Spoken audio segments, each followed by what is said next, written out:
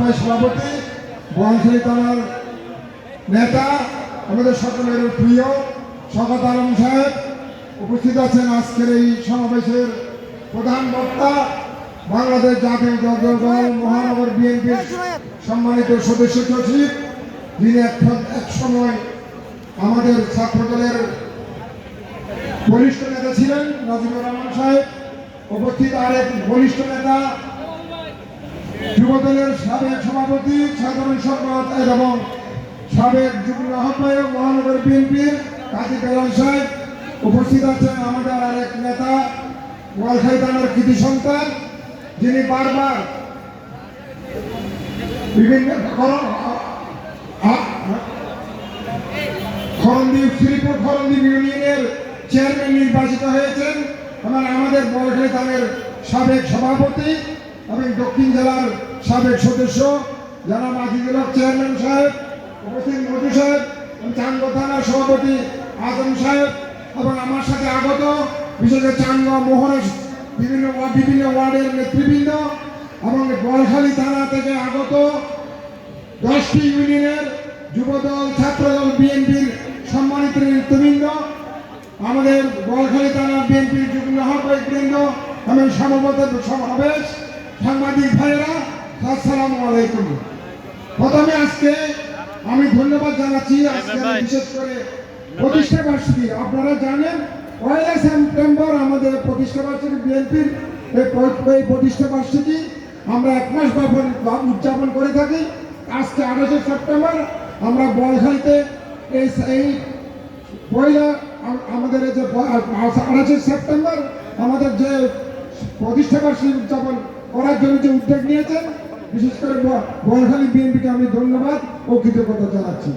সাথে সাথে বিশেষ করে 5ই আগস্টের আগে যারা এই ছাত্র জনতার আন্দোলনে যারা আত্মহতি দিয়েছেন, যারা শহীদ হয়েছেন, বিশেষ করে আজকে ওমর ফারুক, আপনাদের এই বোয়ালখালীর সন্তান, বোফাদিয়া ইউনিয়নে, যিনি ঢাকাতে 6ই আগস্ট শহীদ হয়েছেন পুলিশের গুলিতে, সে ওমর ফারুকের প্রতি শ্রদ্ধা জানিয়ে তার মুখের মাগফিরাত করে কামনা করে।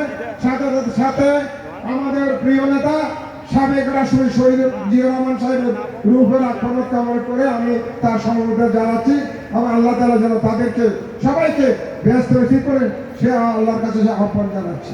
বন্ধুগণ, যেহেতু প্রতিষ্ঠা বার্ষিকী, অনেক কথা বলার ছিল, কিন্তু সময়ের অভাবে আমি অনেক কথা বলার সুযোগ নাই। দু একটা কথা বলে আমার বক্তব্য শেষ করব। সেটা হচ্ছে গত 15 বছর, এই 15 বছরে আমরা বিএনপির অনেক প্রোগ্রাম, ছোটখাটো প্রোগ্রাম করেছি। এই কলেজের প্রোগ্রাম করার ইচ্ছা আমাদের ছিল, কিন্তু গত 15 বছর সেই ইচ্ছা আমাদের পূরণ করতে পারেনি। আজকে তো আমরা এখানে প্রতিষ্ঠা বার্ষিকী উদযাপন করতে পারছি, সেদিন আল্লাহর দরবারে আমরা শুকরিয়া জানাচ্ছি। বন্ধুগণ, 15 বছর ইতিহাস বর্ণনা করতে গেলে অনেক ইতিহাস, লুটপাটের ইতিহাস, চাঁদাবাজির ইতিহাস, গণতন্ত্র হত্যার ইতিহাস এবং শেষ পর্যন্ত শেখ হাসিনার 5 আগস্ট পালিয়ে যাবার ইতিহাস বলতে হয়। শেখ হাসিনা এমন কুকর্ম করেছেন, বাংলাদেশের এমন শাসন চালিয়েছেন, তাকে দেশ থেকে পালিয়ে যেতে হয়েছে।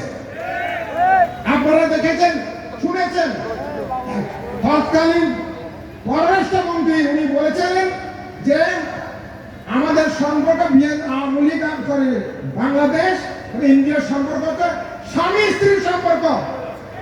সুতরাং আজকে আমি মনে করি শেখ হাসিনা যখন ইন্ডিয়া পালিয়ে গেছে, তার শ্বশুর বাড়িতে চলে গেছে, সেটাই প্রমাণিত করেছে। এবং সেই সময়ের পররাষ্ট্রমন্ত্রী সঠিক কথায় আজকে প্রমাণিত হয়েছে যে সে শ্বশুর বাড়ি পালিয়ে গিয়ে আমাদের বাংলাদেশের মানুষকে আমি মনে করি একটি শান্তি দিয়েছে। এবং অশান্তি শেখ হাসিনা আজকে আমাদেরকে যে ধরনের ওখান থেকে বিভিন্ন চক্রান্ত করছে, আমি বলি আমাদের জন্য, আমাদের সবাইকে এই চক্রান্তের মোকাবেলা করতে হবে, সেই চক্রান্তের সজাগ থাকতে হবে। আজকে বন্ধুগণ, এই 15 বছরে অর্থনীতি লুটপাট হয়েছে। আজকে 15 বছরে আওয়ামী লীগের গুন্ডা পান্ডারা, আওয়ামী লীগের যারা যে শাসন ক্ষমতায় ছিল, মন্ত্রী এমপিরা, তারা আজকে পালিয়ে গিয়েছে। সাথে সাথে তারা বাংলাদেশ থেকে টাকা পয়সা লুটপাট করে ব্যাংক খালি করে দিয়েছে। আজকে যে বাংলাদেশের করুণ অবস্থা, ব্যাংকের যে দুর্দশা, আমরা ব্যাংকে আজকে টাকা তুলতে গেলে টাকা তুলতে পারি না, কারণ ব্যাংক আজকে খালি করে দিয়েছে। সুতরাং এই যারা টাকা লুটপাট করেছে, আজকে আমাদের ধন সম্পদ আমাদের থেকে কেড়ে নিয়ে গেছে, আমাদেরকে চিহ্নিত করতে হবে, আমাদের আজিজ সাহেব আমাদের নাজিবুর রহমান যেটা বলেছেন, আজকে শেখ হাসিনা চলে গেল, তাদের প্রেতাত্মারা বাংলাদেশে আছে। এই প্রেতাত্মারা কোথায় আছে সেগুলি আপনাদের খবর দিয়ে পুলিশকে দেখাই দিতে হবে এইসব প্রেতাত্মারা কোথায় আছে। বন্ধুগণ, আজকে শেখ হাসিনা মুখে কিন্তু গণতন্ত্রের কথা বলতো, কিন্তু আমরা 15 বছর আমরা ভোট দিতে পেরেছি, আপনারা কেউ ভোট দিতে পেরেছেন? সুতরাং আগামী দিনে যে আমরা ভোট দিতে পারি নাই, সেই ভোটের ব্যবস্থা সংস্কারের মধ্যে করতে গেলে সেই সংস্কার হয়ে আপনারা যাকে ইচ্ছে তাকে ভোট দিবেন, যাকে খুশি তাকে ভোট দিবেন, যে আপনাদের পাশে থাকবে, যে আপনাদের দুঃখে সুখে থাকবে, এই ধরনের নেতাকে বেছে নিয়ে আপনারা সেই ভোট দিবেন। যে আগামী দিনে সংস্কারের পরে সেই ভোটের ব্যবস্থা করা হচ্ছে। আর বর্তমান সরকার সংস্কারের কথা বলছে, ভোটের সংস্কার, অর্থনৈতিক সংস্কার, বিভিন্ন ধরনের সংস্কারের কথা বলেছে এবং সংস্কার অলরেডি শুরু হয়েছে। আমাদের বাংলাদেশ জাতীয়বাদী দল, আমাদের অ্যাক্টিং চেয়ারম্যান তারেক রহমান সাহেব, উনি 31 দফার একটি সংস্কারের প্রস্তাব দিয়েছেন। কিছু সংস্কার এই সরকারের পক্ষে, তত্ত্বাবধায়ক সরকারের পক্ষে সম্ভব নয়। সুতরাং আমরা সেজন্য অনুরোধ করব, তত্ত্বাবধায়ক সরকারকে অনুরোধ করব, শুধুমাত্র যে অর্থনৈতিক সংস্কার আছে এবং ইলেকশনের জন্য আমাদের যে নির্বাচন কমিশনের জন্য যে সংস্কার দরকার হবে, সেই সংস্কার করে আগামী দিনে একটা সুন্দর নির্বাচন দেওয়ার জন্য এবং জনগণ যাকে ম্যান্ডেট দিবে তারা এই সব বাকি সংস্কারগুলো তারা করবে, সে আমাদের আপনাদের কাছে, বিশেষ করে তত্ত্বাবধায়ক সরকারের কাছে আমরা অনুরোধ করছি। বন্ধুগণ, আপনারা জানেন প্রশাসনকে ঢেলে সুধানো হচ্ছে, পুলিশের প্রশাসনের কাছে ঢেলে সুধানো হচ্ছে। পুলিশ প্রশাসনের অনেক যারা তখন কর্মরত ছিল, আমি বলছি 5ই আগস্টের আগে যারা ছিল, তারা আমাদের অনেক অত্যাচার করেছে, অনেক গাইবি মামলা দিয়েছে। এখানে আমাদের নেতারা যারা আছেন তাদেরকে এমন কোনো নেতা নাই যে 1টা 2টা 10টা 20টা 30টা এই ধরনের গাইবি মামলা ছিল।